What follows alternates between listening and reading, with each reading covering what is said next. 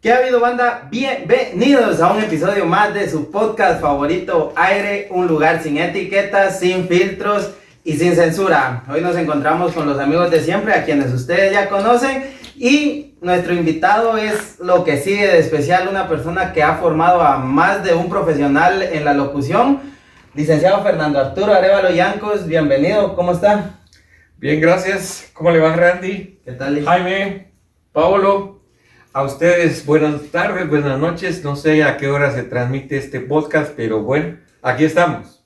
¿Qué tal, Paolo? ¿Cómo andas? Encantado de estar acá nuevamente con todos ustedes. Es un placer, fue algo que ya teníamos planeado desde hace mucho tiempo y el escenario se llena de mucho orgullo, de mucho talento y más con el licenciado que es parte esencial de todo lo que nosotros hemos estado trabajando en este podcast. Exacto. Jaime, ¿qué tal? ¿Cómo estás? Para algunos les parecerá un poco extraño el lugar donde nos encontramos, para otros va a ser un lugar lleno de recuerdos, ya que es una institución donde nos encontramos en el edificio de bienestar estudiantil y específicamente en las instalaciones del estudio de grabación de la Escuela de Ciencias de la Comunicación, que nos ha abierto las puertas para tener este episodio en este lugar tan lleno de anécdotas que vamos a estar hablando con el licenciado Fernando. La verdad sí es un orgullo bien grande que el licenciado haya aceptado la invitación, porque estamos prescindiendo de su tiempo y sabemos que el tiempo es lo más importante que tenemos, porque es algo que no podemos comprar. Pero entrando un poquito más en materia, licenciado, más de 40 años de trayectoria, ¿qué le ha enseñado este hermoso mundo de la comunicación? Pues lo más importante es apreciar a las personas que tienen interés de aprender. Porque como docente universitario me doy cuenta que muchas de las actitudes que nosotros asumimos en la vida se deben fundamentalmente a hacer las cosas que a nosotros nos gustan. Todo lo que hacemos con amor, todo lo que hacemos con entereza nos da buenos frutos. Para mí es un placer, un orgullo estar con ustedes acá en el estudio Miguel Ángel Asturias, porque él fue uno de los pilares del radioperiodismo en Guatemala. Y decir la verdad y decirla con entereza viene a ser parte esencial en la comunicación, porque Guatemala es un país que requiere de que quienes trabajan en los medios los utilicen para el bienestar de la sociedad. Definitivamente, licenciado, y créame que tanto a mí como a los que estamos aquí sentados nos ha marcado una etapa bien importante de nuestras vidas, porque cuando entramos a esta carrera, nosotros creíamos que locución solo era ir a una radio, a platicar a presentar canciones, pero gracias a su conocimiento nos dimos cuenta que hay un campo mucho más amplio en la comunicación, ¿no crees, Paul? Yo siento que se dividen los que saben y los que no saben contar historias. Nosotros venimos de una educación, por ejemplo, la educación que nosotros recibimos en la primaria, en los básicos y en el bachillerato, viene a estrellarnos en el pavimento cuando iniciamos una carrera en la universidad. Y más como en esta, que es en una carrera técnica en comunicación, nosotros debemos de prepararnos porque nosotros vamos a ser formadores. Y es lo que muchas veces, estando aquí en este estudio, aprendimos de muchos licenciados. Y el licenciado Llancos, como le decimos de cariño, siempre nos decía: ustedes van a ser formadores. Ustedes lo que aprendan acá van a tener que ir a decirlo en televisión, en radio o por cualquier medio. Pero ustedes, aunque solo tengan un micrófono con un teléfono, lo van a decir bien. Y lo van a preparar y se van a preparar antes, porque el mejor improvisador es el que no improvisa. Es una de las enseñanzas que usted nos dejó en sus tomos, licenciado. Eso lo aprendí en la vida, porque yo me inicié en radio desde muy temprana edad, tenía aproximadamente 12 o 14 años. Recién había salido de la primaria e ingresando a los básicos, cuando me surgió el interés de ir a trabajar en radio. Y aprendí en la mejor escuela, Radio Panamericana, allá con los Paniagua. Doña María Antonieta era una persona que siempre exigía el respeto a la audiencia, el respeto al micrófono. El buen locutor puede sonreír frente al micrófono, pero no carcajearse. porque recordemos que el locutor está ingresando a muchos hogares. Nosotros no le abrimos la puerta de nuestra casa a cualquiera. Y eso tiene que saberlo la persona que trabaja en radio. Cuando nosotros entramos a través del aparato de radio a un hogar, lo tenemos que hacer con respeto, siguiendo las normas que nos da la ética, la moral, los principios que mamamos en nuestra casa. Si nosotros somos gente de principios, podemos hacer una buena labor a través de la radio. Pero si nosotros faltamos a esos principios éticos, le faltamos al respeto a la audiencia, automáticamente estamos creando falsos valores. Por eso es que no es bueno que se contrate a cualquiera en los medios de comunicación. Se requiere de una buena preparación y los locutores, la gente que va a trabajar en radio, tiene que estar bien preparada, no solo mentalmente, sino espiritualmente. Porque nosotros vamos a transmitir ese positivismo, vamos a transmitir actitudes y el oyente está ávido de recibir esas enseñanzas. No es educación, es una formación que nosotros estamos haciendo a través de los medios.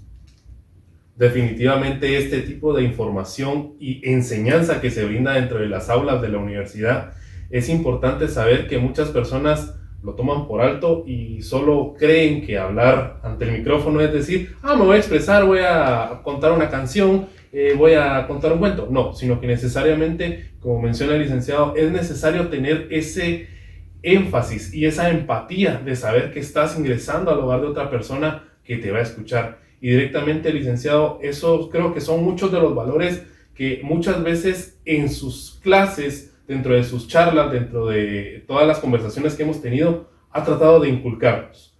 Y muchas veces otras personas dirán que sus métodos de enseñanza no son los mejores, pero yo sé que usted y tanto nosotros también como alumnos y exalumnos ya de sus cátedras, sabemos que es por una razón que su forma de enseñar es de esa manera. ¿Podrías hablarnos un poco más del método de enseñanza que utiliza? Que muchos se pueden quejar, pero realmente es cómo enseñarnos con la vida de cómo es la situación realmente.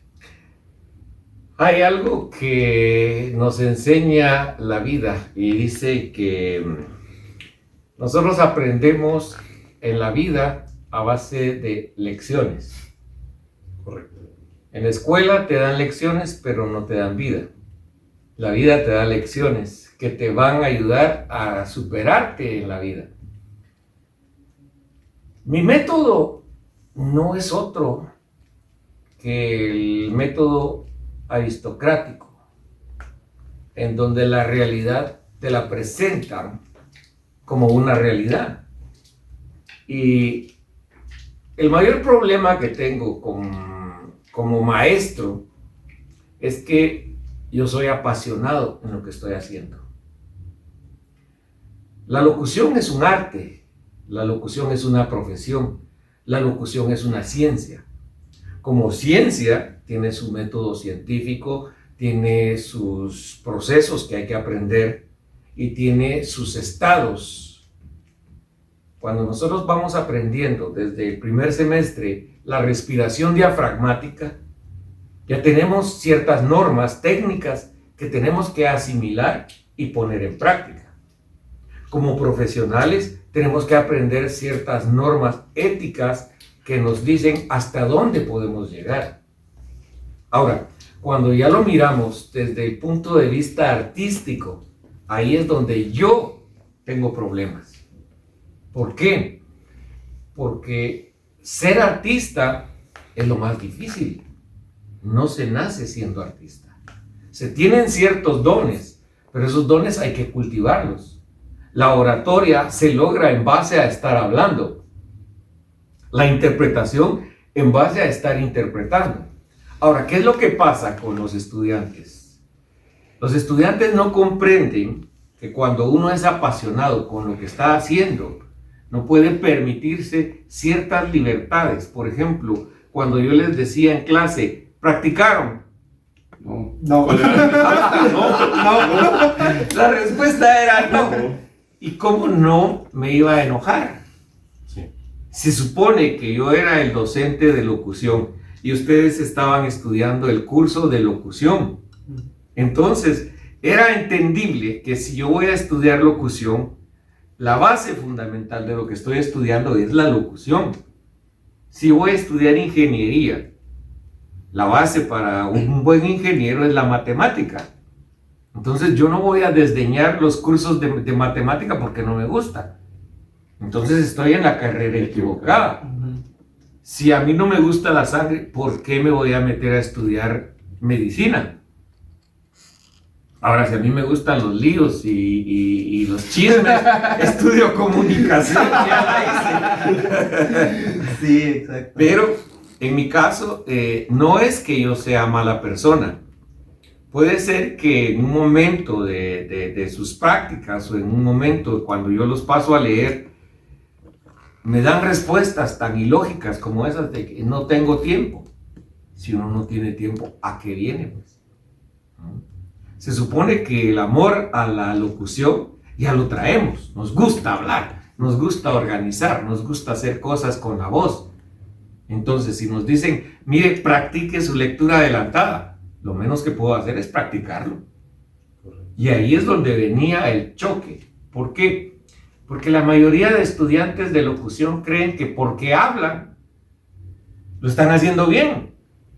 Pero como yo soy el docente, yo les escucho las faltas y tengo que ver cómo los saco de ese estado en el que han estado toda la vida. Sacarlos de una fantasía que ellos mismos han creado y ellos mismos creen nada más. Y ya al estar en la vida real es donde se topan con un muro gigantesco y es donde dicen, no, es que el licenciado no da las mejores formas, que no sé qué. Y al final lo que usted nada más está sirviendo es un shot de realidad. Era, por ejemplo, el caso mío. Yo soy una persona mal hablada. Yo digo las cosas en la cara a las personas. No me estoy con... Disculpen, muchachitos. Posiblemente pueda ser buen locutor en unos 40 años. Eso no me sirve. Sí, sí. Sí, yo le tengo que decir, mire, no sirve para esto, por esto, esto y esto. Pero yo porque siento la pasión para que la gente haga lo que quiere hacer. Pero el problema fundamental es, ¿por qué te metiste a estudiar locución? Es que a mi mamá le gustaba don Fernando Alcázar.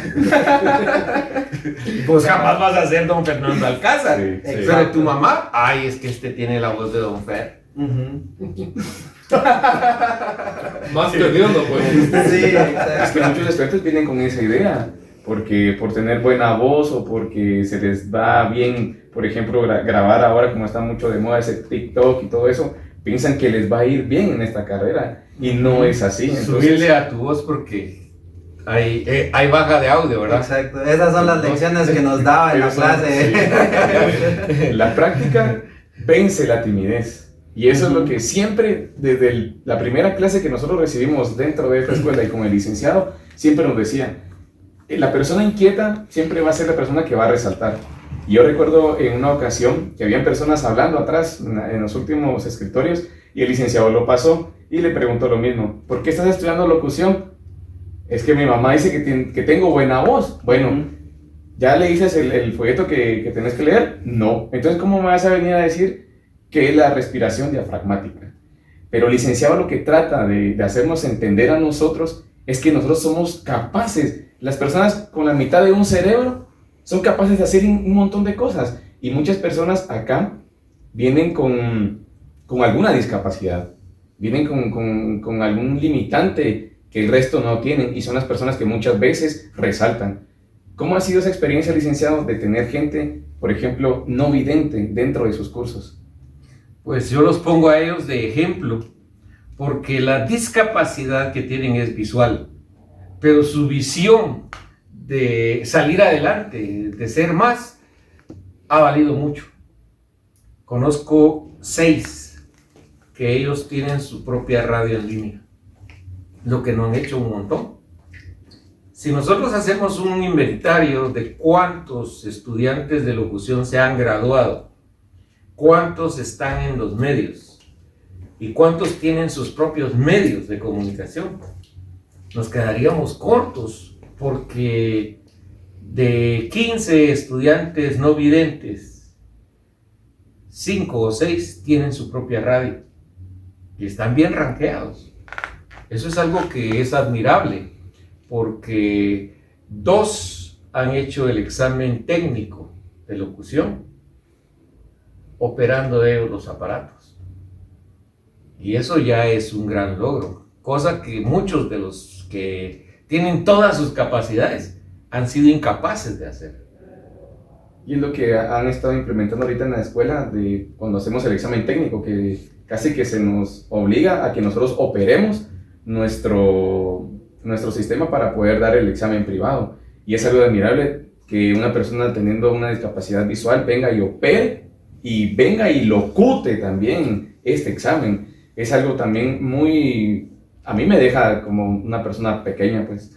Y la verdad... No puedo, si yo tengo todas mis capacidades, a veces me encuentro con un limitante y ellos no teniendo, es un ejemplo muy grande. No, y la verdad tenés mucha razón. Y yo quiero poner este ejemplo porque el licenciado, desde que entramos en primer semestre a la carrera, desde el primer día nos dicen, practiquen, y a veces es lo que menos hacemos en nuestra casa. Venimos a sacar el sábado y ahí está nuestro día universitario, sin saber que esta es una carrera que todos los días la tenemos que estar practicando. Y yo me di cuenta con este proyecto que inicié prácticamente solo con ayuda de algunos compañeros que ya no están en el proyecto, pero se sumaron ustedes.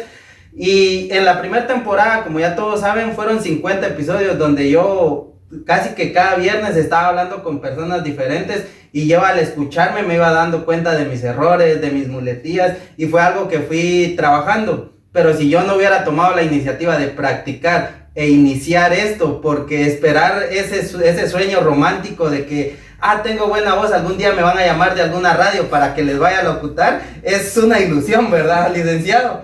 Es, como le digo, hay que ser autodidacta, porque sin eso, créanme que no vamos a llegar a ningún lado, en ningún campo, la verdad. Hay que buscar esas oportunidades, y como el licenciado lo dijo, él desde los 14, 13 años está en este hermoso medio, y hoy ya es una persona experimentada que nos puede dar tanto lecciones de locución como lecciones de vida. Hay algo que no debemos dejar pasar, y es que nosotros nos comparamos con algunos locutores y quisiéramos ser como esas personas, pero nadie se pone a pensar cuántas horas de vuelo llevan. Exacto. Por ejemplo, yo cuando conocí a Marco Tulio de la Roca, eso fue en 1970. Él ya era un locutor hecho.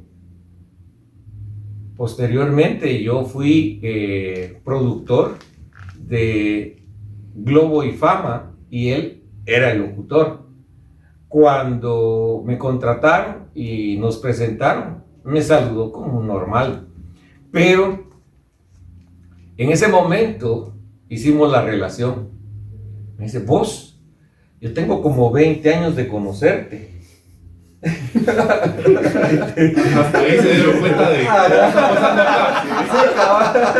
Yo tengo como 20 años de conocerte, sí, le dije, pero he aprendido mucho de lo que vos hiciste en tu carrera, porque te he seguido, te he visto lo que has hecho, y eso es precisamente lo que me permite ahora decirte qué es lo que vamos a hacer y cómo lo vamos a hacer con estas 2 radios. Y entonces él así humildemente bajó la carga y dijo, hagámoslo pues. Y eso es algo que nosotros como profesionales tenemos que aprender. En este caso yo estoy con ustedes como invitado y estoy tratando de estar a su nivel. ¿Por qué? Porque ustedes son jóvenes, tienen inquietudes, van hacia adelante, y ahí es donde nosotros aprendemos. A mí la tecnología me atrapó. Primero, cuando yo trabajaba en un estudio de grabación con Gerardo Rodas, aquel me había pagado una deuda que tenía con una computadora, y yo jamás había tocado la computadora. Cuando llegué a trabajar a RCN en 1990, 90 y algo, yo tenía miedo a la computadora. Y Carolina me dijo, ahí está tu computadora, puedes empezar. Hijuela, dije yo, ¿ahora qué hago? Y se me ocurrió ir al IMBPC y hablé con el encargado y le dije, mira vos, fíjate que me urge aprender a manejar computadora. Yo tengo computadora en mi casa, pero jamás la he abierto. Ah, no tengas pena, vos sos inteligente, loco. Y bueno, le pagué el mes y le dije, voy a venir todos los días de 8 de la mañana a 5 de la tarde. A las 5 de la tarde me voy para la universidad porque aquí estaba cerquita del IMPBC. Y bueno, en menos de 3 días ya manejaba yo 3 programas que eran los básicos para la computadora. Era el Word, el Excel y el PowerPoint. Pasaba una clase y yo viéndolos. Pasaba otra clase y yo viéndolos. Otra clase y yo viéndolos. Así me pasé 3, 4 días. Al 5.º día me dice el chatío, ¿cómo vas? Pues yo creo que ya aprendí. Vamos a ver, te voy a hacer el examen. Examen y salí. A los 3 días llegué con Carolina y dije, mira, aquí está mi diploma de computación. Y empecé a trabajar. Ya la puedo encender. Sí, ya la puedo encender. Pero, ¿cómo es posible que cuando uno tiene el interés de hacer las cosas, lo puede hacer bien? Porque cuando yo me retiré de RCN, ya manejaba los programas de audio del estudio de grabación. Y había empezado a manejar los programas de video, edición de video. Cosa que cuando yo empecé en la radio no sabía ni siquiera encender la computadora, le tenía miedo. Y posteriormente aprendí a manejar todo eso. Después ya me grababa yo solito y yo solito editaba y mandaba los materiales. Ahora cuando me piden grabaciones, automáticamente agarro mi celular y con el celular lo grabo y los mando. Y entonces la calidad que he logrado mantener con el celular ha sido óptima porque jamás me han regresado los materiales. Y eso es algo que ustedes tienen como jóvenes. Por ejemplo, este podcast es algo que ustedes están haciendo y que si le ponen mucho más empeño pueden llegar muy lejos. ¿Por qué? Porque esto es parte de la vida diaria de esta generación. La mayoría de locutores que están ahorita al aire tienen el problema de que están trabajando desde su casa. Si ellos no hubieran aprendido a manejar los programas de edición y los programas de transmisión, ¿qué hubiera sido de ellos? Preguntémonos qué está pasando con la mayoría de locutores de la década de los 60s, 80s, que nunca aprendieron a manejar un aparato de estos. Automáticamente están fuera. Porque estaciones de radio donde ustedes los contratan solo para que hablen, ya no hay. Correcto. Ahora ya tienen que manejar programas de audio, de edición, de todo. Porque las transmisiones son en vivo casi, y desde su casa. Exacto, y me parece interesante que nos platique parte de su historia, licenciado, porque muchos jóvenes que entran a la carrera vienen y desde la primera regañada que usted les pega dicen, ay, ¿quién es para venirme a hablar así? Pero, o sea, hay más de 40 años de experiencia y en su caso de ser autodidacta, de decir, no, si yo quiero seguir estando activo en este medio, tengo que prepararme. No sé si le tiene algún mensaje a esos jóvenes que no practican, licenciado, que no practican. Sí, no, que no practican, porque les soy sincero, la mayoría, de un 100%, tal vez un 10% sí toma la iniciativa de decir, vamos a leer esta semana. Y es triste saber que dentro de ese 10% va una pequeña parte que, como decía Paolo, son no videntes, y que ellos le pongan más empeño que uno que tiene todas las facilidades. Es algo de qué preocuparse, la verdad, ¿no cree, licenciado? Yo creo que ya la madreada ya se las dio usted. Ya lo necesito, ya me lavo las manos. No, y es curioso, porque créanme que yo soy uno de los que más problemas le ha dado al licenciado con pronunciación, con aire, con dicción. Pero véanme aquí y decirles que sí es posible si uno tiene el interés, como decía el licenciado. Contarles cómo era que cuando entraste, cómo era que te decían. Esa es una historia muy curiosa porque yo cuando entré a la carrera, me pasaba el licenciado a leer un texto, pero yo tenía un acento jutiapaneco, me decía el licenciado, y era muy marcado, y ese apodo lo arrastré por mucho tiempo hasta que yo dije, y el licenciado fue parte de esa transformación de decir, no, yo le voy a demostrar al licenciado que yo tengo las capacidades para lograrlo. Pero creo que usted en esta carrera es un parteaguas, donde se dividen las personas que se arrepienten y dicen, no, esta carrera no es para mí porque el licenciado es muy pesado, y estamos los que en vez de ponernos como víctima decimos, bueno, esto ya no vuelve a pasar, de aquí en adelante yo voy a practicar, yo voy a empezar a hacer todo lo posible para que el licenciado ya me deje leer un texto completo, porque créanme que leer un texto completo con el licenciado es algo de admirar, la verdad, ¿no creen? Antes que conteste, licenciado, nosotros pusimos en nuestras redes sociales, en el Instagram del programa y también en el personal, pusimos que íbamos a entrevistarlo, que íbamos a tener una charla con usted, y pusimos, si alguien estuviera con usted de frente, ¿qué le gustaría preguntarle? Y todas las respuestas fueron, muchas gracias. Díganle al licenciado que le agradezco mucho. Personas que ya dejaron la carrera, personas que estuvieron con nosotros en la carrera, que están en la carrera, nos mandaron a decirle a ustedes, díganle al licenciado que muchas gracias. Todo lo que él nos ha enseñado, todo lo que él nos formó, todas las regañadas que nos dijo, lo he puesto en mi vida, en mi trabajo e incluso hasta en mi matrimonio, nos contestó una persona. Entonces, Randy es muy certero con todo esto que está diciendo. Nosotros nos hemos formado con su metodología muy dura, porque la verdad que sí, pasar al micrófono y terminar un texto con usted es algo que a nosotros nos dan ganas de llorar cada vez que salimos, porque usted cuando nosotros terminamos un texto, cuando lo terminamos, no nos decía, bien, no, solo terminamos y nosotros nos quedamos esperando, me va a felicitar, sí, o ¿qué me va a decir? Y no, sino que nosotros sabíamos en el interior que usted nos decía en el silencio, muy bien, y es algo que le quiero preguntar a usted, ¿qué se siente después de que a mí me hizo llorar? A mí me hizo llorar, me puso ahí y dijo enfrente de todos, este es el ejemplo que ustedes no deben de seguir, yo no sé qué estás haciendo acá, pero después ganarme el respeto suyo y después decir que me haya parado y decir, bueno, yo recuerdo cuando vos no hablabas nada, cuando no sé qué, y mira hasta dónde estás. Es un orgullo muy grande y quiero decirle qué se siente después de ser muy duro, sentir esta retroalimentación, sentir esta felicitación en su persona. ¿Qué se siente? Ya me va a hacer llorar.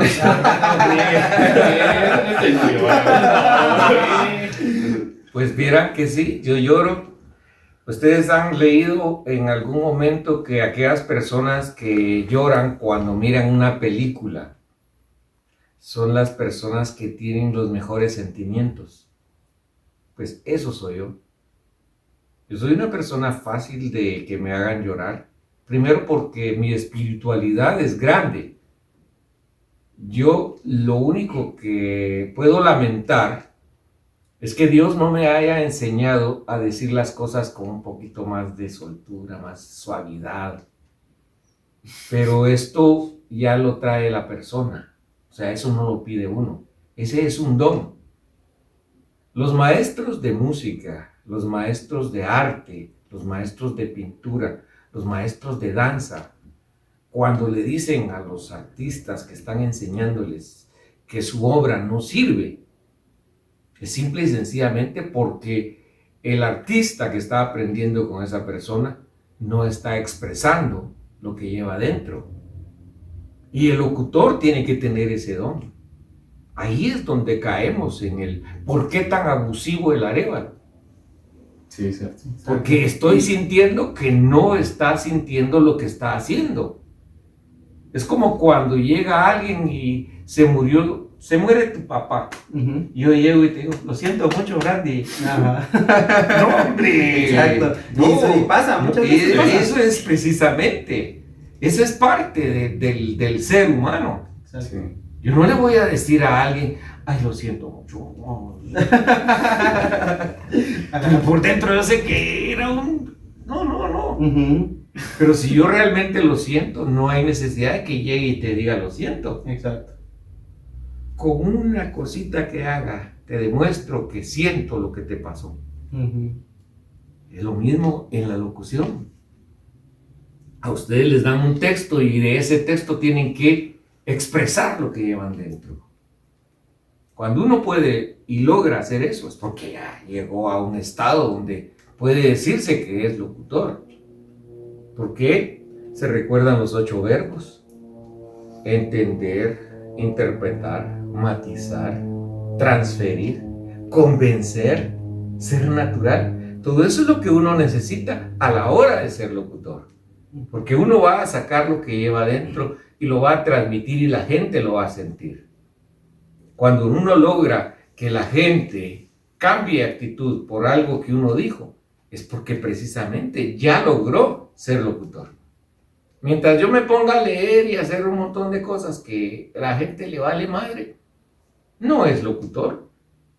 Puede tener un turno desde las 6 de la mañana hasta las 12 del mediodía y no logró que la persona que lo esté oyendo diga: qué bonito lo que acaba de decir. No sentí el tiempo. No sé. No sentí. Exacto. Cabalmente, y eso es precisamente el trabajo que uno hace en una cabina de radio. ¿Qué sentimientos voy a hacer yo que la gente comparta? Encontré por ahí un texto y lo voy a compartir, pero compartir ese texto tiene que tener relación con lo que está haciendo mi oyente. Eso se llama empatía.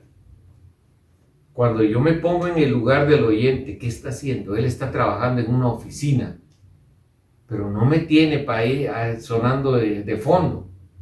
Yo tengo que estarlo acompañando. ¿Por qué?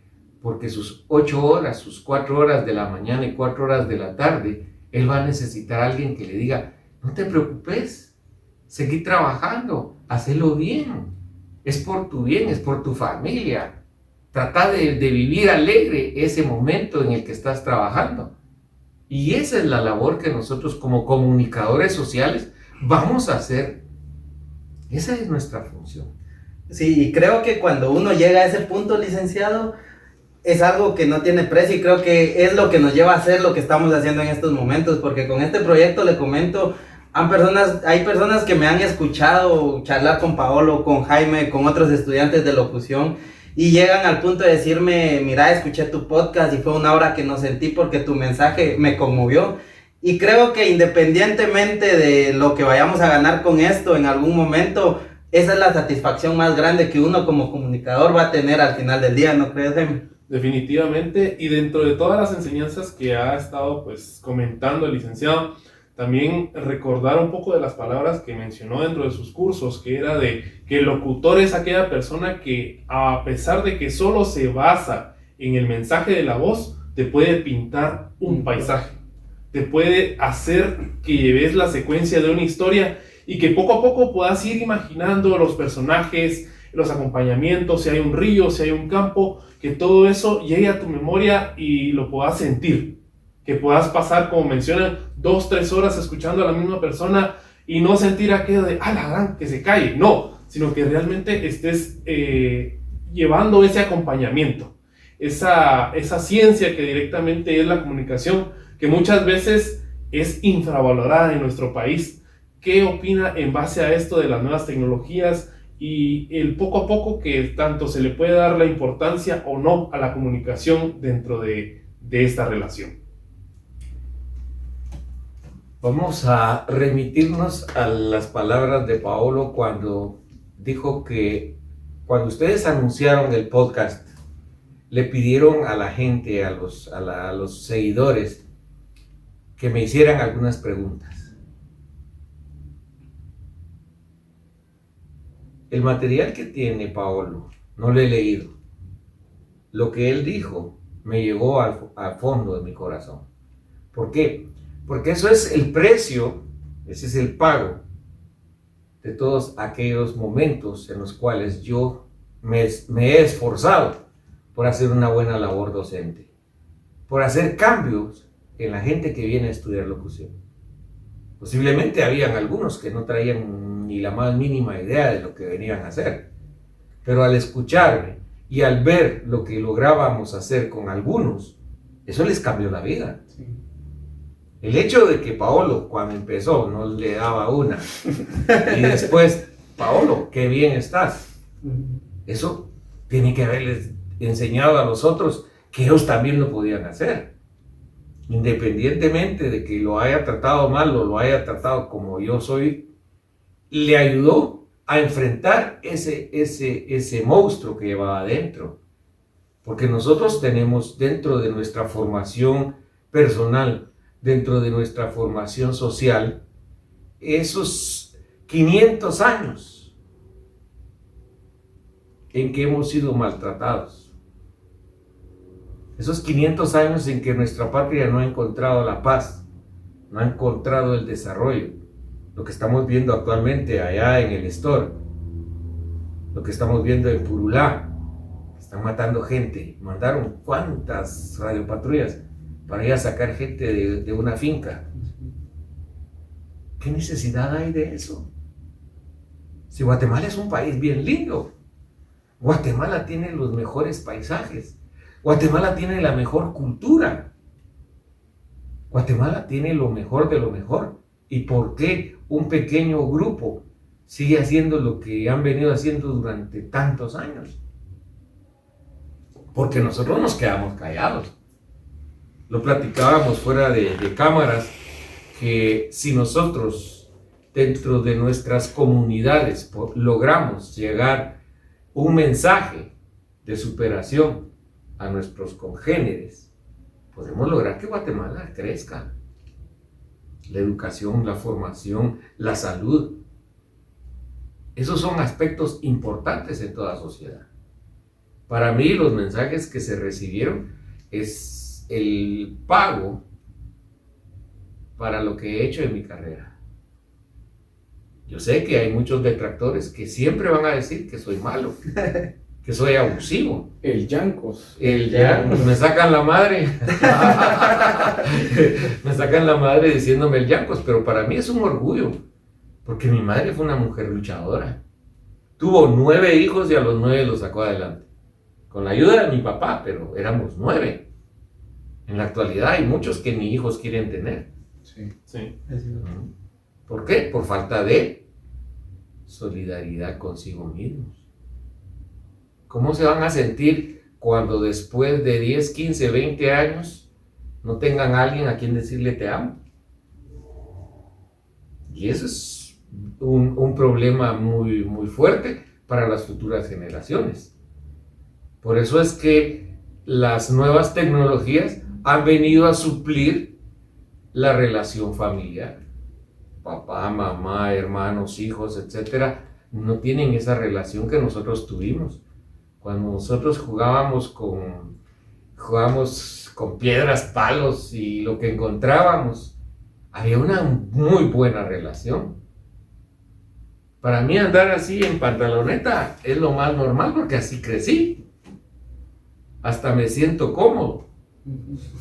Pero muchos no. Ay, no, yo tengo que andar en pantalón porque tal cosa. Pero ahí es donde nosotros necesitamos esos valores. Mi mamá siempre me lo dijo.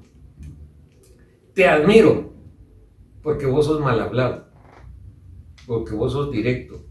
Pero cuando te oigo en la radio, sos una persona diferente. Sos una persona que hasta te quiere. ¿Pero es por qué? Porque yo aprendí a hacer radio. Yo no puedo llegar a una estación de radio y ser mal hablado, maldiciente. No, al contrario. Yo a una radio voy con contenidos positivos a decirle a la gente que todos los problemas tienen solución y que todo en la vida es cambiante. Nosotros podemos amanecer con el cielo caído, pero si nosotros pensamos positivamente, nos levantamos y caminamos hacia el éxito.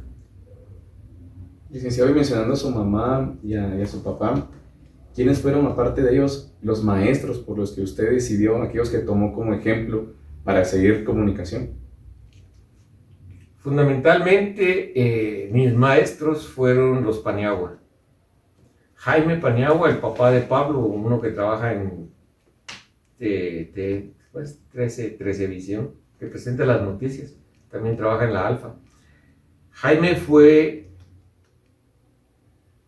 la persona a la cual yo dije, este es bueno para la locución.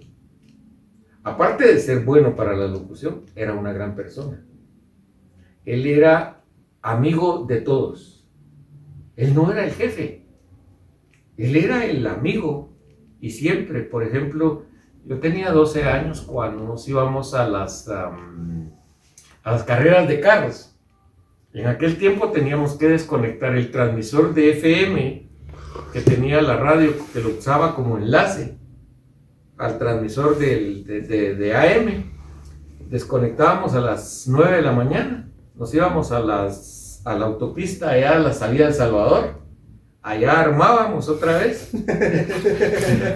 y hacían las transmisiones de las carreras de carros. Y entonces yo era patojo y me iba con él. Me ganaba mi almuerzo y la felicidad de andar metido en eventos, pues, Sí. porque era algo que me gustaba. Y entonces Jaime siempre me trató como una gran persona. Yo se los he dicho a todos. Yo venía de la 1 de julio. Y la 1 de julio, en la década de los 70s, era como decir la zona 18, la zona 21. Villanueva. En Villanueva, sí. Sí, Entonces, fíjense bien cómo la apreciación personal mía me llevó a lugares altos, pues. Porque yo nunca me menosprecié por vivir en la 1 de julio. Y busqué una radio que tuviera prestigio y que fuera grande, como era Radio Panamericana y su hija Radio Exclusiva. Hasta el nombre de la radio ya era, sáquese, porque era exclusiva, radio exclusiva. Ahí no llegaba cualquiera, pero como yo era metido, ahí me fui a meter. Como yo era siempre, yo voy a llegar lejos, ahí me fui a meter. Y no me quedé con que, ay, es que como yo soy pobre, que yo vivo en la 1 de julio. Si yo hubiera pensado así, allá estaría en la 1 de julio.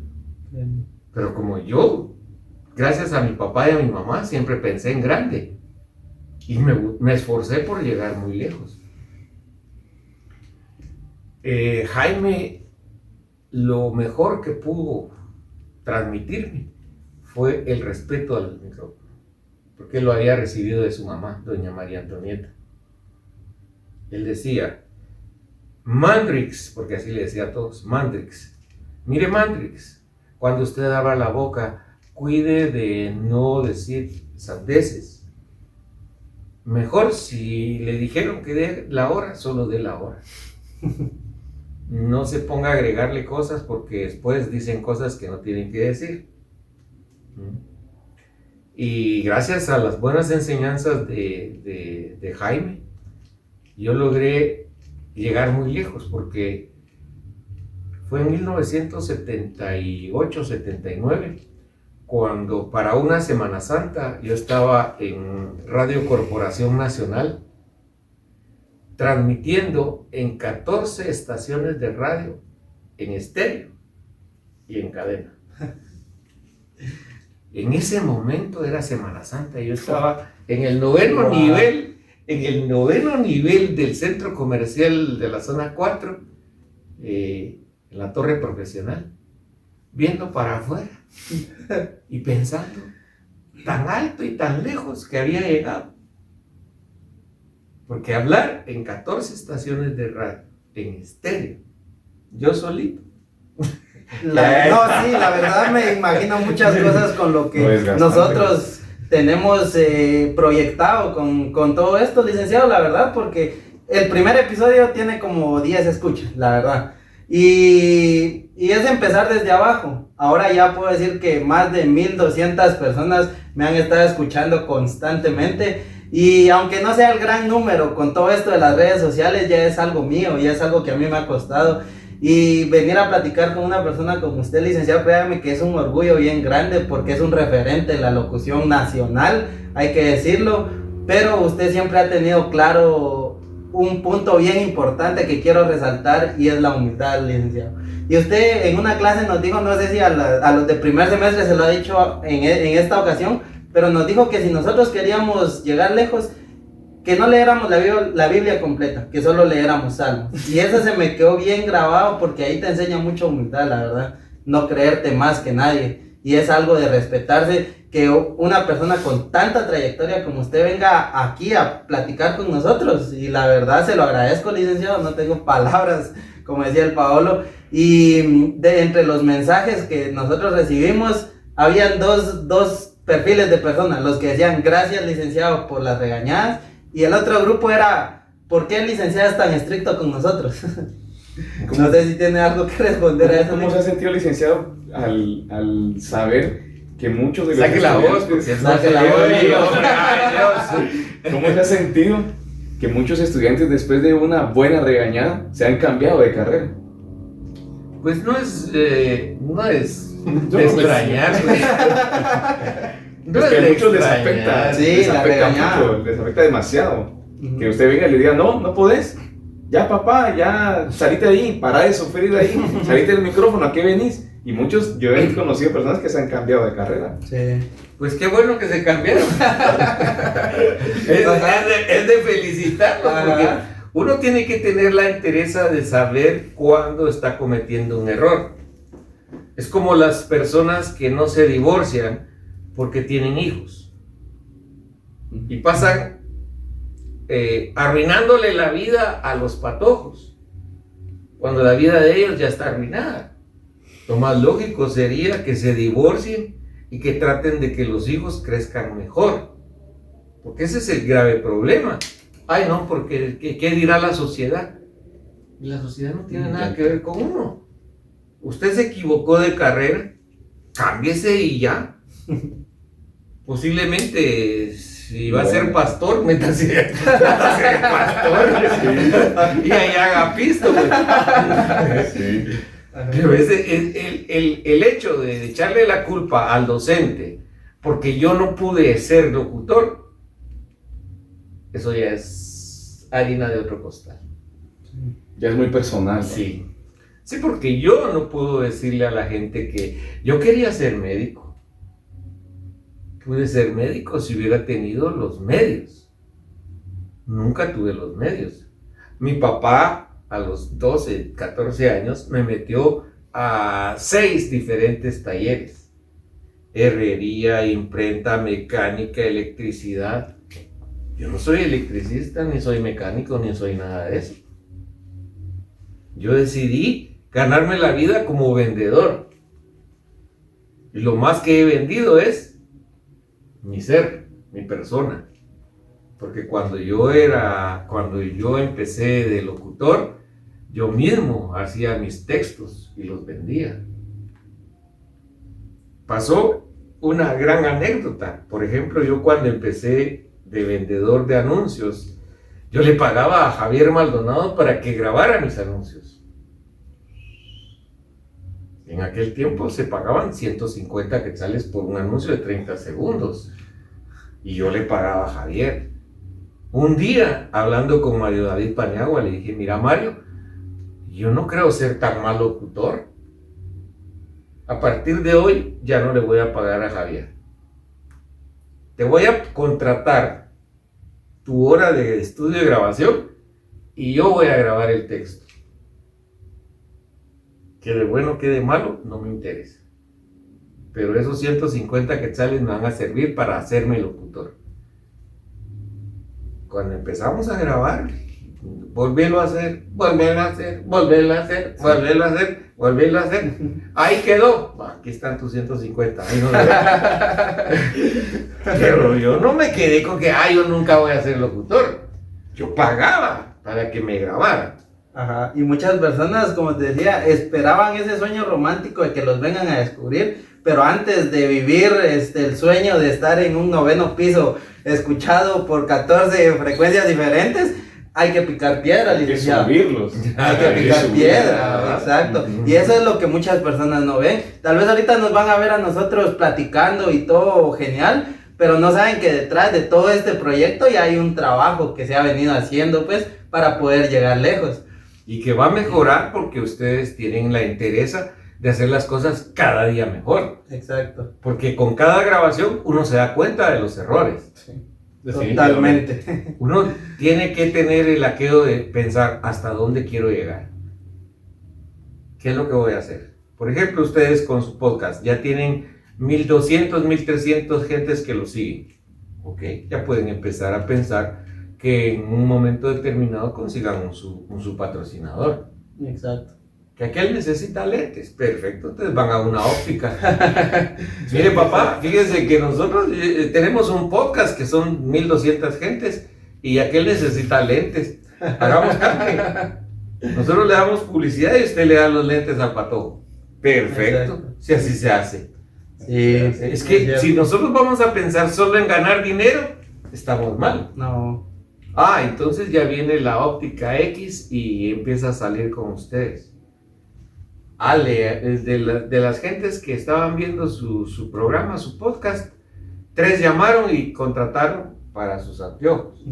Entonces el Randy también necesita lentes. Ya viene el mismo de la óptica. Le voy a hacer lentes a Randy, después le hago a Paolo y así. Pero esa es cuestión de que uno tiene que tener una visión de ir hacia arriba. Exacto. No solo, ya me están oyendo, esperemos que nos llamen para ver si hay anuncios. No, la vida es del que se la sabe ganar. Hay uno que tiene productos que está vendiendo. Lleguémosle, digámosle, mire, óiganos, véanos. Y van a ver cómo se les abren las puertas. Como me dijo alguien cuando yo empecé a vender tapices. Me dijo, vos vas a llegar muy lejos. ¿Por qué, papá? Es que vos tocas, abrís la puerta y preguntás si está la persona. No sos de los que tocan y esperan hasta que les abran. No, vos tocas, abrís la puerta y preguntás.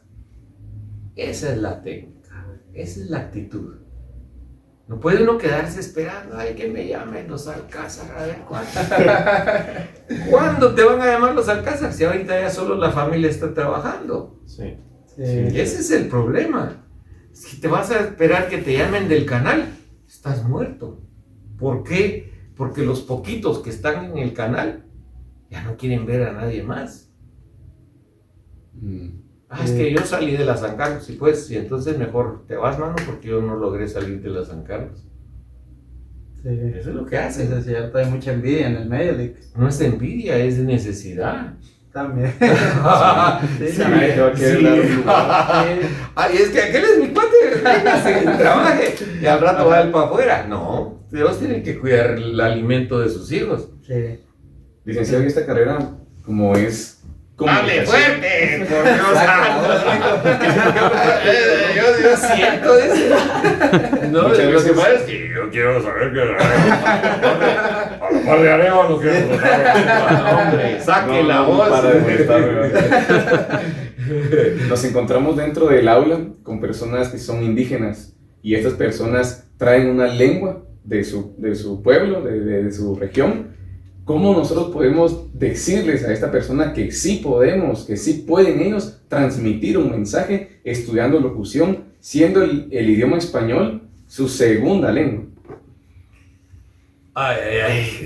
Es difícil, primero, que la persona que habla otra lengua o tiene un apellido natural que acepte su realidad. ¿Por qué? Porque desde la familia, muchos de ellos hacen la negación, ¿sí? Yo puedo tener un apellido X y lo omito, porque el apellido de mi mamá es castellano, pero el de mi papá es natural. Entonces, obvio el apellido de mi papá y digo el de mi mamá.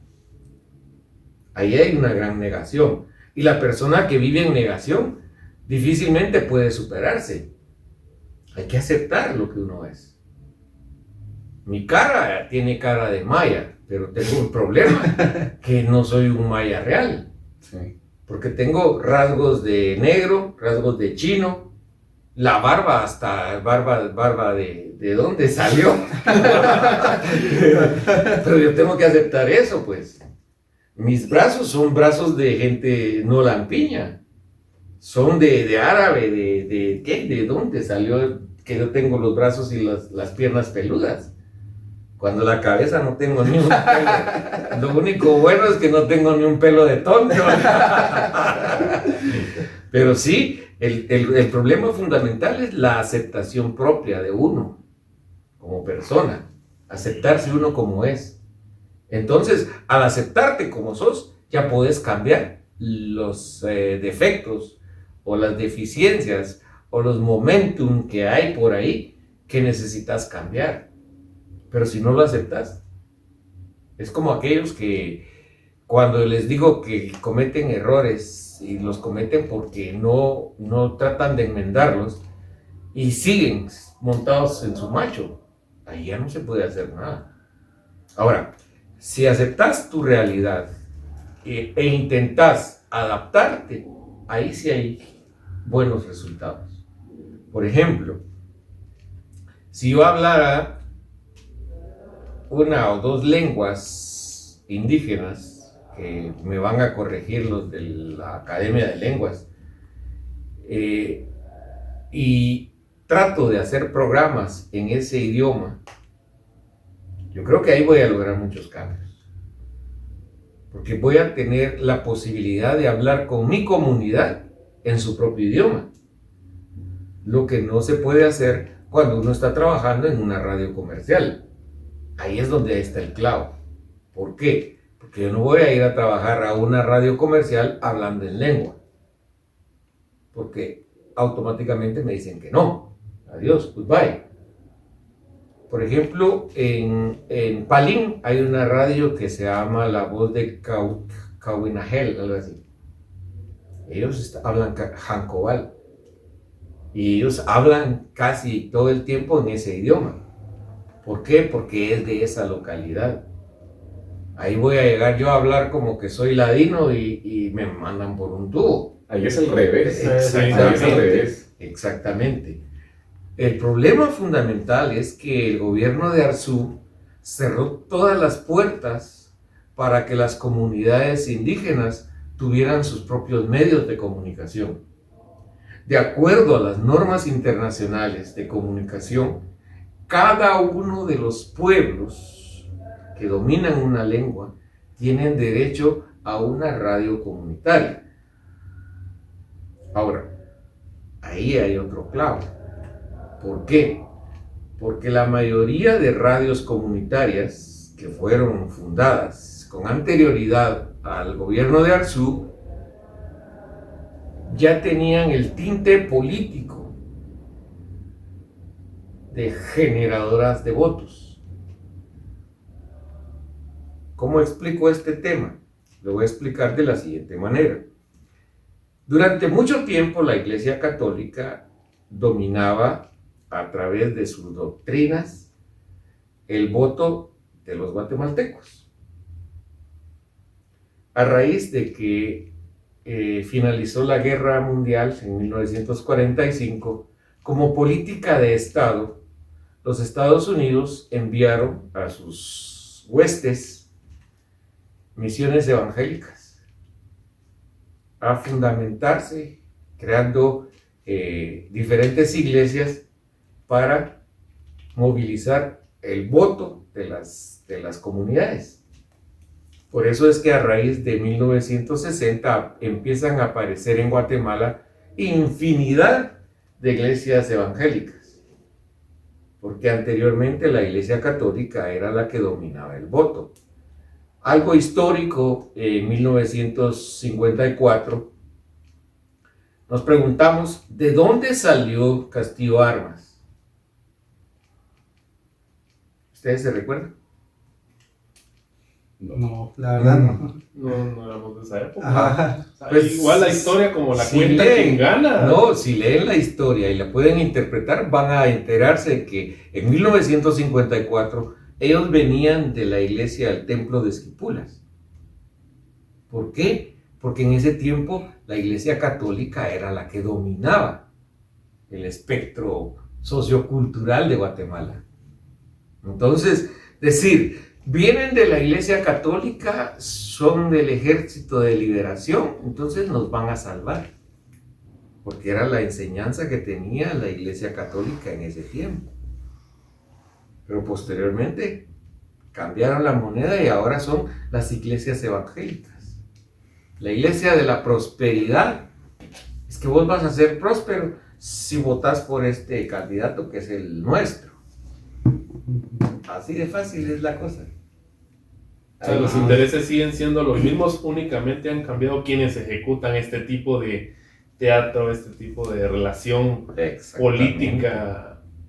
Uh-huh. Y ahí es donde entra la voz de los comunicadores sociales para tratar de bajar un poquito la fuerza que traen ellos. Pues. Porque las radios comunitarias fueron mal interpretadas o intencionalmente cambiadas para que el mensaje evangélico entrara a los hogares. Y era más fácil decirle, mire, vote por tal porque es nuestro candidato. Y eso solamente los sociólogos lo saben, ¿no? Pero no dejan de estar aislados, ¿no? Porque no les llega en su lengua toda la información. Entonces, si toda la cadena radial está compuesta solo por el idioma español, solo va a llegar... No. Hay radios comunitarias que hablan en lenguas. Hay muchas radios comunitarias. En Chimaltenango, vos que sos de Chimaltenango, te das cuenta cuántas radios comunitarias hablan en cachiquel. Y ahí es donde mandan el mensaje, ¿verdad? Pero ¿qué es lo que están mandando como mensaje? Mensaje que el gobierno de Guatemala es bueno porque trae las vacunas y que esto y que el otro. Pero realmente si el mensaje fuera que el gobierno está robando, difícilmente los dejarían hablar. Pero ya llegamos al punto político y mejor dejémoslo. Sí, exacto. No sé que nos cierren el programa. Sí, no, eso es lo bueno de internet, que se puede decir lo que quiera, Lick. Y también quería preguntarle cómo vio esa transición usted de esto que estamos haciendo en estos momentos, que es un medio independiente totalmente, porque esto lo iniciamos porque queríamos, y queríamos llevar contenido de valor a tanta cosa que hay en internet que realmente no aporta. Esa es una perspectiva, y la otra es de la que viene usted, de la vieja guardia, donde los locutores tenían aquel vocerrón, donde eran más que locutores, actores de la voz. ¿Cómo vio usted esa transición, licenciado, o cómo la está viendo? Eso se vivió en 1961. Le cuento. Antes de 1961 todos los locutores eran vocerrones. Y sus presentaciones eran así, tipo aristocrática, tipo maestros, que tal como están y todo el rollo. Pero en 1961, y gracias a don Jaime Paniagua Salvatierra, el papá de Jaime, ellos pusieron la primera estación juvenil en Guatemala. Una radio que iba a transmitir todo el tiempo música en inglés sin segmentos. ¿A qué me refiero? Les voy a contar. La radio hasta 1945-46 era una presentación de diferentes programas. O sea, a las 8 de la mañana noticias, a las 9 el hogar, a las 10 el papá, a las 11 volvemos a cocina, cosas por el estilo. Entonces no había una programación que se pudiera hablar de escuchar todo el tiempo música y música y música y música intercambiando. Entonces, ¿qué fue lo que pasó? En ese momento surge Radio 980, que era la radio de jóvenes, porque Jaime tenía 17 años cuando empezaron con la radio. El más viejo era Carlos Gamboa, que tenía 18, y don Otto Fernando Soberanes, que tenía 19, más o menos. Pero el hecho de que ellos empezaron una radio en la cual solo había música y locutores, o disc jockeys como les llamaron en ese tiempo, vino a romper el esquema que había de que todos los locutores tenían que ser roncos, que todos los locutores tenían que ser ceremoniosos. Entonces, en ese momento, si ustedes oyen la voz de Otto Fernando, no era una voz de locutor. Era una voz de patojo. ¿Y qué tal, amigos? Bienvenidos, ¿cómo están? Bienvenidos. Todo el rollo. Entonces, se rompió el esquema que había de que los locutores tenían que ser así, con vocerrones, Y se permitió que cualquiera que tuviera una voz y pudiera animar, podía ser locutor. Eso fue el cambio que se dio. Y se dio en un momento muy, muy preciso, porque, por ejemplo, si hablamos del gobierno de Dígoras Fuentes, que había dado golpe de Estado, había quitado a Castillo, no sé, ¿no? ¿Cómo era? Hay un nombre ahí, Castillo Armas, algo así. O Peralta Zurdia era. Él lo quitó porque ellos habían dado golpe de Estado, entonces vino Dígoras Fuentes y cambiaron. Entonces, esa transición fue la que permitió que los jóvenes asumieran un papel un poco más dinámico en la sociedad. Entonces ya los jóvenes no eran como aquellos de usted se calla y no diga nada. Ahora ya podían hablar. Libre de esto, dentro de esas décadas dominaba bastante el tema de juventud, revolución, temas que realmente hasta la actualidad tal vez podríamos verlos en un libro de historia, pero actualmente nosotros como juventud, ¿qué realmente hacemos para poder decir, ok, estamos haciendo una revolución, o solo nos dejamos llevar por el tipo de la masa de la comunicación, de las redes sociales, todo este tipo de cuestiones que al final solo hacen como que tenemos movimiento, pero en realidad solo somos parte de un ganado que nos lleva nada más hacia lo que las empresas quieren? Pues la respuesta la dio usted, papá. Porque si yo no le puedo decir yo como juventud, porque tengo 66 años. Mi juventud pasó hace 50. Hace 50 años yo tenía 16 años. Y los cambios que se dieron porque era necesario, pues. En la actualidad el problema fundamental que tienen ustedes es precisamente los medios alternativos de comunicación. Porque si no tenemos contenido, no tenemos propuestas, automáticamente estamos metidos en lo mismo. Y el mayor problema que tiene la juventud actualmente es que recibe mucha información, pero no recibe criterios para evaluación, para análisis. Ahí es donde está el clavo. Porque yo le puedo decir que la libertad no es solamente tener un iPod, ni es tener un celular. La libertad es saber cómo lo voy a usar y dónde lo voy a usar. Hasta dónde lo que yo haga con ese material va a ofrecer cambios a las futuras generaciones. El hecho de que los niños, los adolescentes, ya no quieran comprometerse, es algo que nos afecta. ¿Por qué? Porque nuestra sociedad y la sociedad a nivel mundial va a padecer ese fenómeno. En Europa ya los ancianos están quedando ancianos.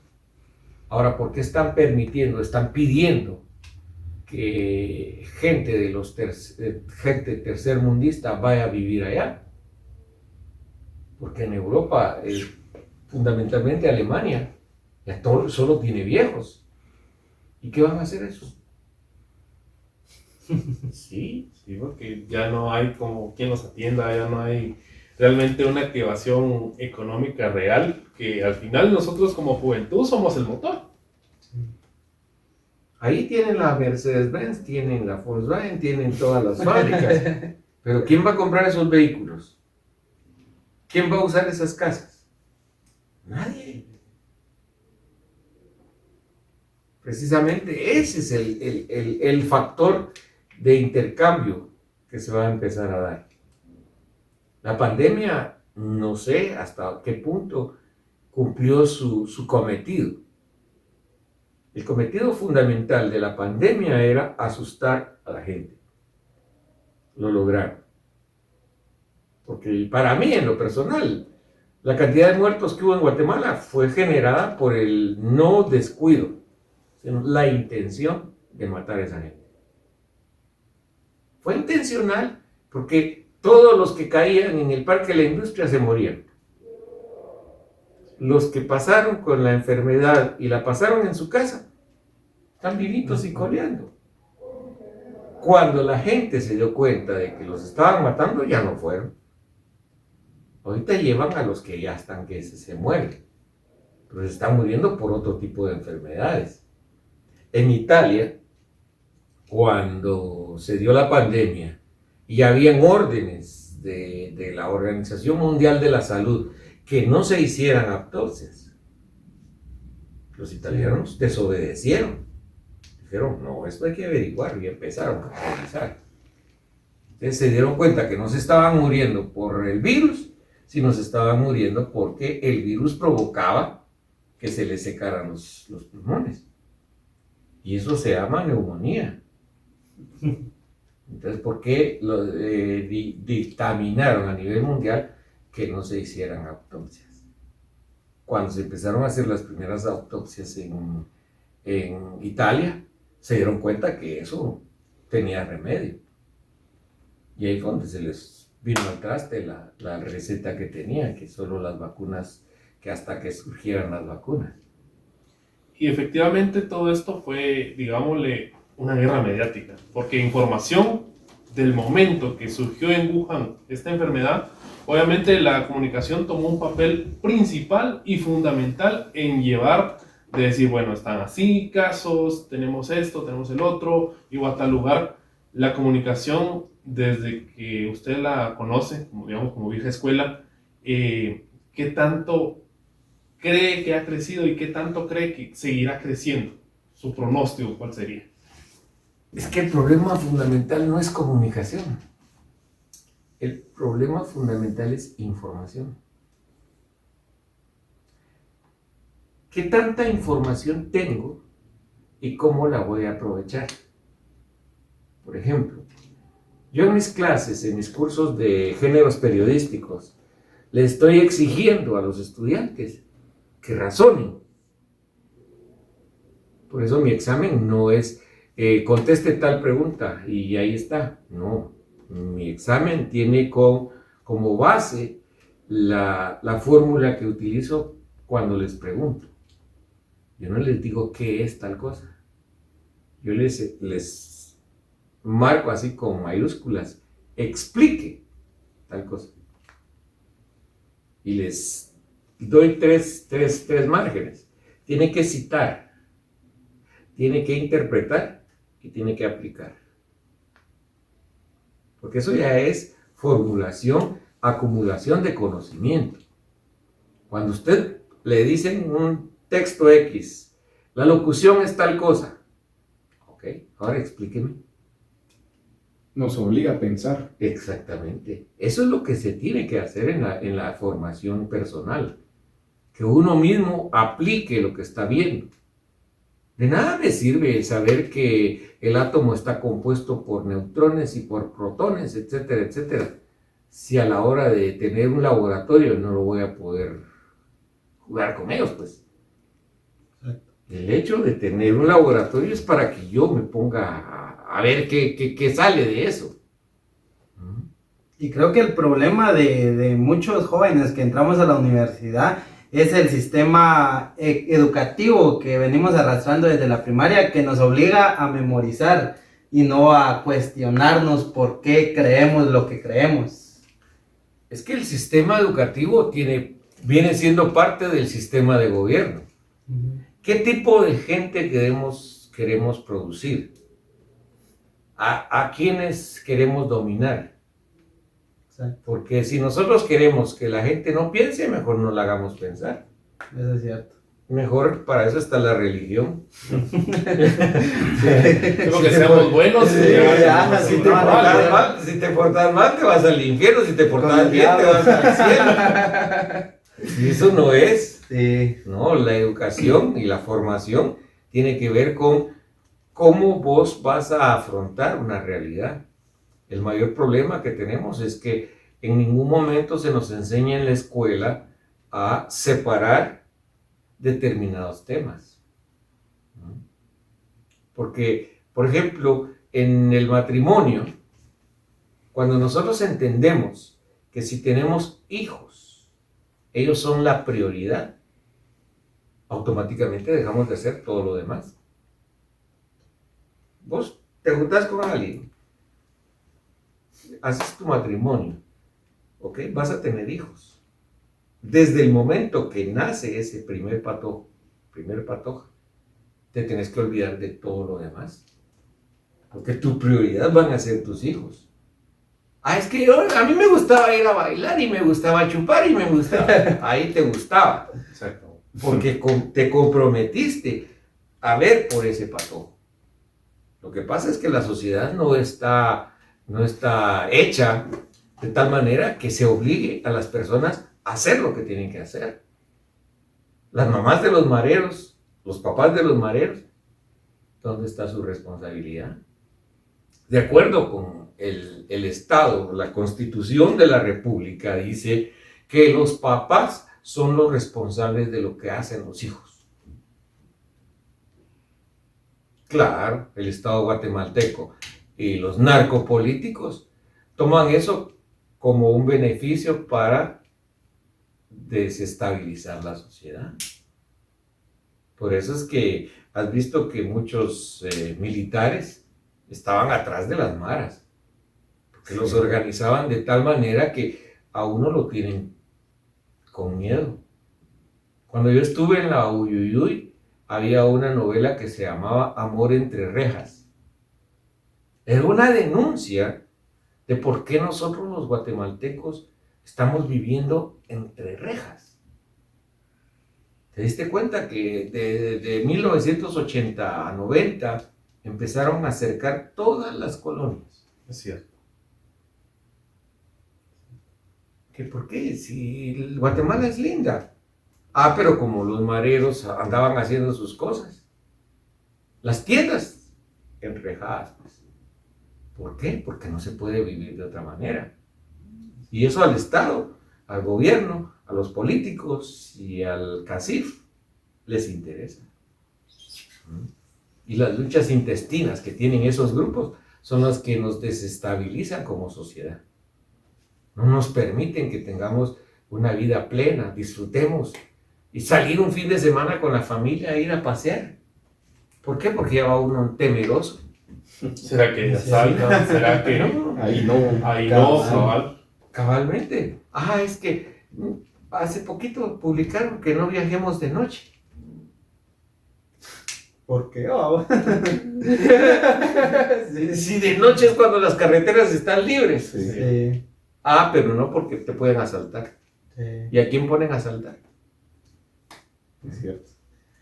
Bueno, ya para ir aterrizando un poco este podcast, licenciado, porque fue una hora transformadora, la verdad, dio mensajes de vida que muchas personas van a apreciar. La última pregunta, licenciado, un consejo de vida que usted le quiera dejar a nuestra audiencia, que a usted le haya servido mucho y ahora lo quiera transmitir. Uy. No, yo no soy predicador ni nada por el estilo. Próximamente, tal vez. No soy predicador y nunca lo voy a hacer. Lo pude hacer cuando empezaban los de LIM. Ajá. Y hasta me ofrecieron casa, sueldos y punto. Pero sí, no, hay una frase que le aprendí a Casey Kasem, el de American Top 40, y es que con los pies sobre la tierra busquemos siempre llegar a las estrellas. Tenemos que estar en una realidad y mirar hacia arriba y llegar muy lejos. Ese es el mejor consejo que les puedo dar a todos. Piensen en su carrera, piensen en su vida, piensen en lo que hacen todos los días y traten de magnificarlo. Traten de buscar la excelencia. Buscar la excelencia es hacer las cosas mejor, lo mejor que puedan. No se conformen con hacer las cosas a medias, porque eso sí es penoso. Muchas gracias. Gracias, licenciado. Pues con eso cerramos el podcast, amigos. Y espero que les haya gustado esta faceta del licenciado. Más allá de docente, también es persona que siente, que vive y que tiene muchas ideas interesantes que hoy nos vino a compartir. Yo soy su anfitrión y host de este podcast, Randy Soto. Se despide Paolo Chávez, licenciado, qué placer enorme. Gracias. De verdad, muchas gracias al licenciado y a las autoridades por habernos brindado el espacio y pues por mí ha sido todo. Mi nombre es Jaime Lima. Gracias por estar con nosotros. Saben que pueden dejar abajo sus comentarios. Si tienen alguna historia con el licenciado y no la quieren compartir, la pueden enviar al Instagram del programa, que es @aire.podcast.gt, o al Facebook del programa, que es AireGT. Reaccionen, qué les pareció el episodio. Hagan cualquier cosa, compártanlo, pero hagan algo. Nos vemos la siguiente, amigos. Hasta la próxima. Gracias, licenciado. Ahí estamos, licenciado. Un gustazo, la verdad.